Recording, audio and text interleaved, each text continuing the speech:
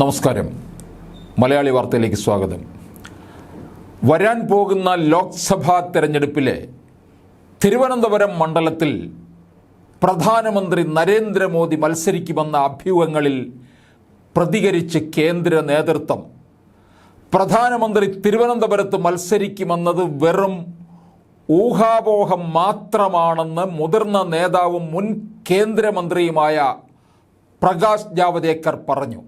2024 നടക്കുന്ന ലോക്സഭാ തെരഞ്ഞെടുപ്പിൽ BJP കേരളത്തിൽ ചരിത്രമെഴുതുമെന്നും അടുത്ത 100 ദിവസത്തിനകം BJP നേതാക്കൾ എല്ലാ വോട്ടർമാരെയും നേരിട്ട് കാണുമെന്നും അദ്ദേഹം കോഴിക്കോട് പറയുകയുണ്ടായി.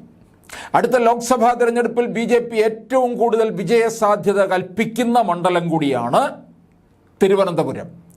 മണ്ഡലത്തിൽ ശക്തനായ കോൺഗ്രസ് MP ശശി തരൂർ മത്സരിക്കുന്ന കാര്യത്തിൽ ഏകദേശം തീരുമാനമായിട്ടുണ്ട്. അങ്ങനെയെങ്കിൽ കേന്ദ്ര നേതൃത്വത്തിൽ നിന്ന് ശക്തനായ നേതാവ് മത്സരിക്കുമെന്ന അഭ്യൂഹം ശക്തമായിരുന്നു. പ്രധാനമന്ത്രി നരേന്ദ്രമോദി തിരുവനന്തപുരത്ത് മത്സരിക്കുമെന്നായിരുന്നു അതിൽ ഒന്ന്. ഈ അഭ്യൂഹങ്ങൾക്കാണ് ഇപ്പോൾ പ്രകാശ് ജാവദേക്കർ വ്യക്തത വരുത്തിയിരിക്കുന്നത്.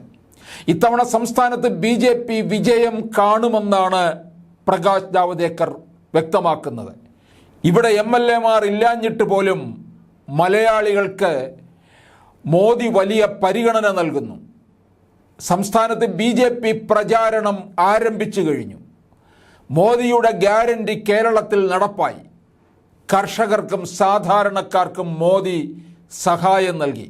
ഇത്തവണ BJP സംസ്ഥാനത്ത് ലക്ഷ്യം കാണും എന്നാണ് പ്രകാശ് ജാവദേക്കർ പറയുന്നത്.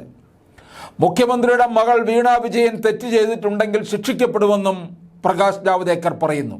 കരിമണൽ കമ്പനിയായ CMRL-ഉം വീണ വിജയൻ്റെ എക്സാലോജിക്കും തമ്മിൽ നടത്തിയത് കള്ളപ്പണം വെളുപ്പിക്കൽ നിരോധന നിയമത്തിൻ്റെ പരിധിയിൽ വരുന്ന കുറ്റകൃത്യമാണെന്ന് രജിസ്ട്രാർ ഓഫ് കമ്പനീസിൻ്റെ റിപ്പോർട്ട് പുറത്തു വന്നതിൻ്റെ പശ്ചാത്തലത്തിലാണ് അദ്ദേഹം ഇക്കാര്യത്തിൽ പ്രതികരിച്ചത്.